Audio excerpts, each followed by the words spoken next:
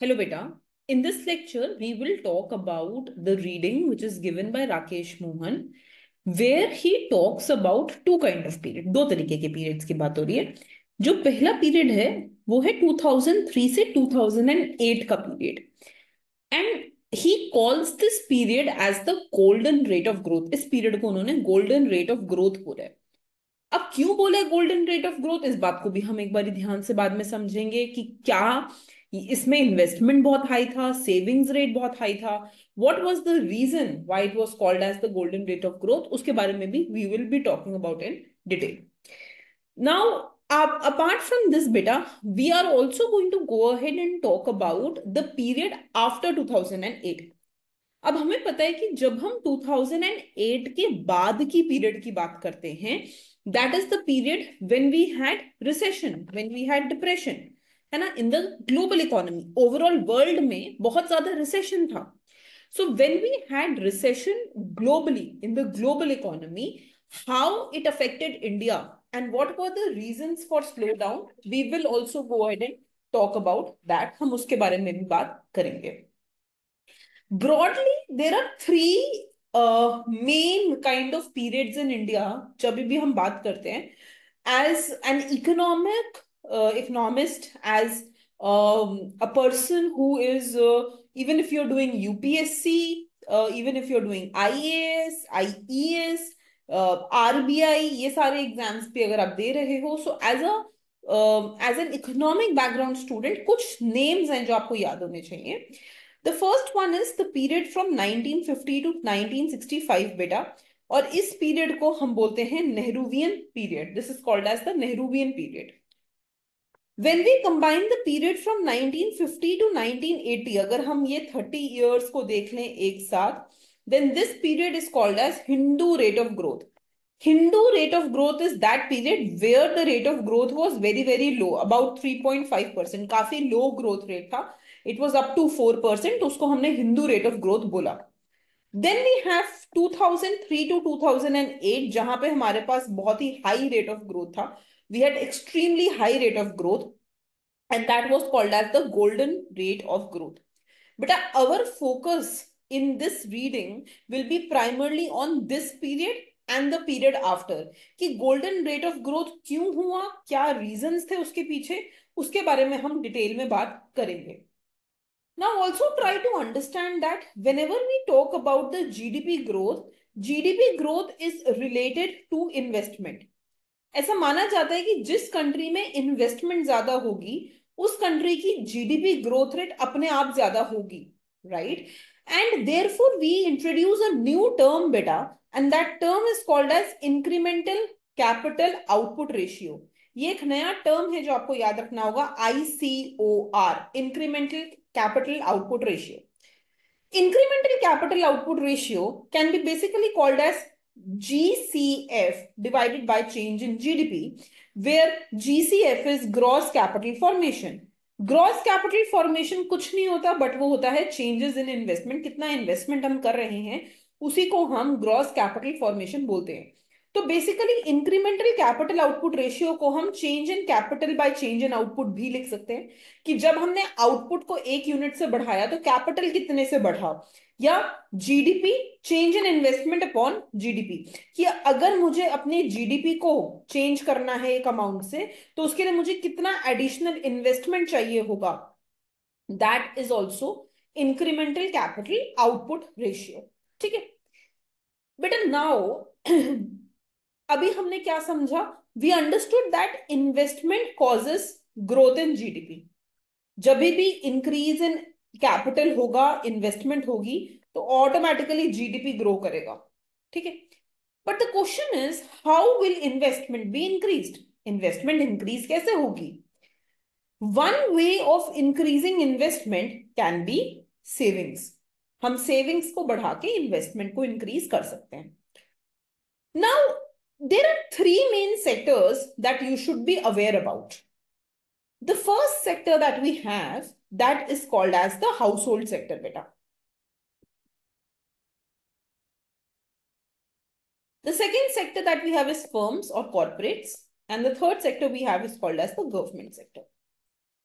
अब थोड़ा सा ये बात समझने वाली है कि हमारे जो सेविंग्स हैं वो प्राइमरली हाउस होल्ड सेक्टर से आती हैं, और हमारी जो इन्वेस्टमेंट है वो primarily firms and government sector से आती है। एक्चुअली इन्वेस्टमेंट नहीं, borrowings.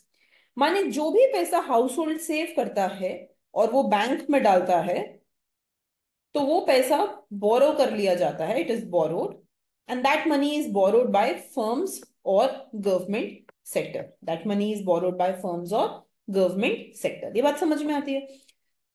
Now try to understand that the reason for borrowing is very different. Firms वो पैसे को क्यों बोरो करेंगे? इन्वेस्टमेंट पर्पस के लिए, कैपिटल के लिए, है ना, प्रोडक्शन पर्पस के लिए।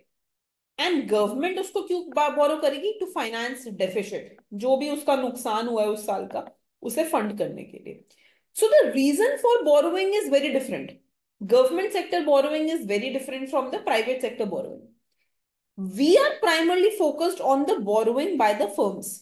जितना ज्यादा फर्म्स के पास पैसा रहेगा, the savings if they are going to the firm, it is a better thing for us, हमारे लिए ये बेटर बेटर चीज रहेगी।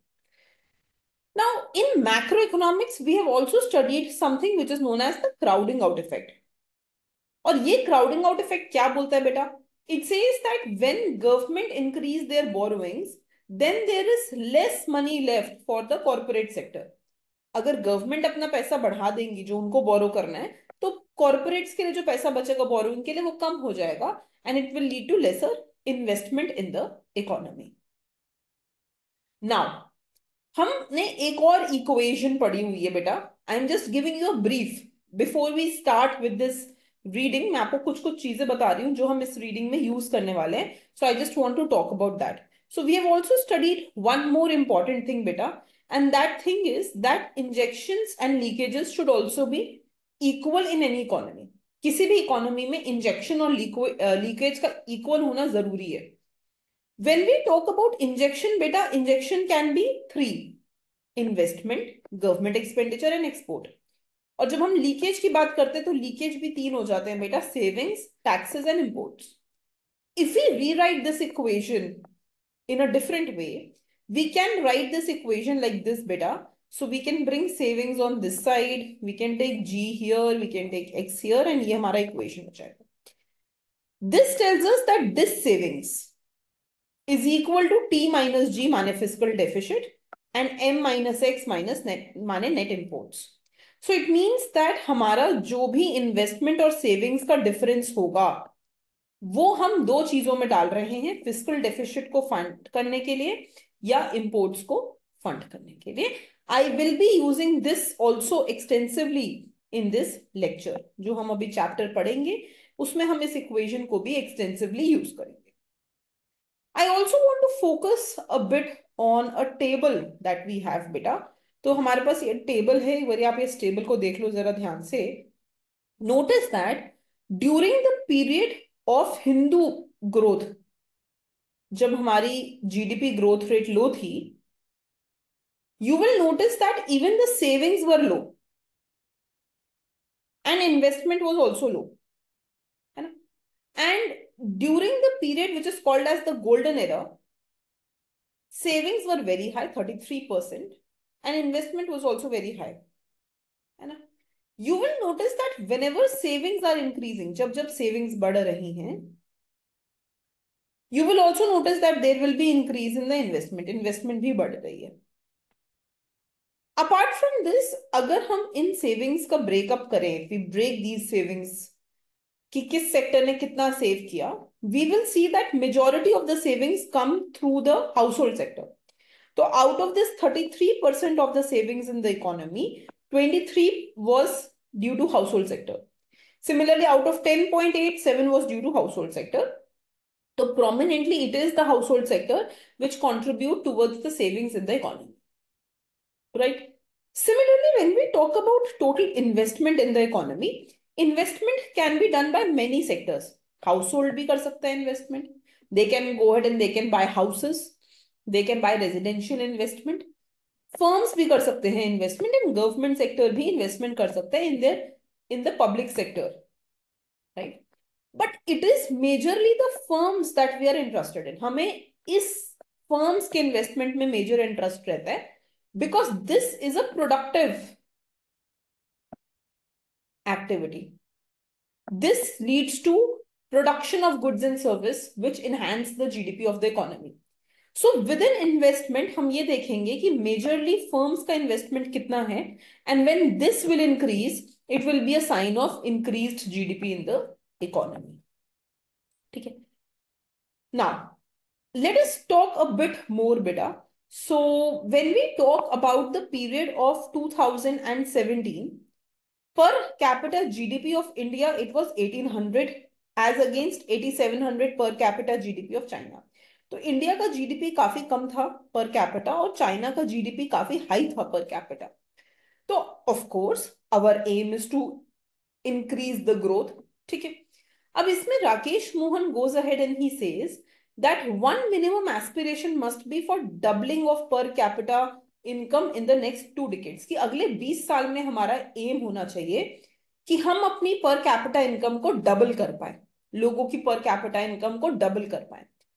और अगर हमें लोगों की पर कैपिटा इनकम को डबल करना है, if we aim to double the per capita income, then we want to grow at 7% of on sustained basis and over 8% per year for overall GDP. तो अगर हमें ग्रो करना है तो ग्रो करने के लिए हमें ये चाहिए होगा कि हम 7% पे एटलीस्ट ग्रो करें ही करें. ठीक है. और सस्टेन्ड बेसिस पे करें. ये नहीं कि एक साल 7% पे और एक साल 4% पे. That will not work. We need to ensure that we have 7% growth rate across. India per capita income would be around $6,000 by 2035. Such a level of mean per capita income would make it feasible to eliminate poverty and achieve decent living standards for all Indian. तो वो कह रहे हैं कि अगर हमने ये 7% sustained growth रखा, अगर हम अपनी इनकम को डबल कर पाए अगले 20 साल में, तो 2035 तक हमारी इनकम $6,000 पर कैपिटा पहुंच जाएगी. और अगर ये इनकम यहां तक पहुंचती है, if we achieve this task of $6,000 per capita income, then it will be making it feasible to eliminate poverty. हम पॉवर्टी को खुद से हटा पाएंगे, गरीबी हटा पाएंगे, and achieve decent living standard for all Indians. और हर इंडियन एक अच्छा लिविंग स्टैंडर्ड भी जी पाएगा. Such growth objective should be reasonable though ambiguous. अब ये थोड़ा, जो भी हम ग्रोथ का ऑब्जेक्टिव रखें वो रीजनेबल होना चाहिए. एम्बिगुइटी तो रहेगी.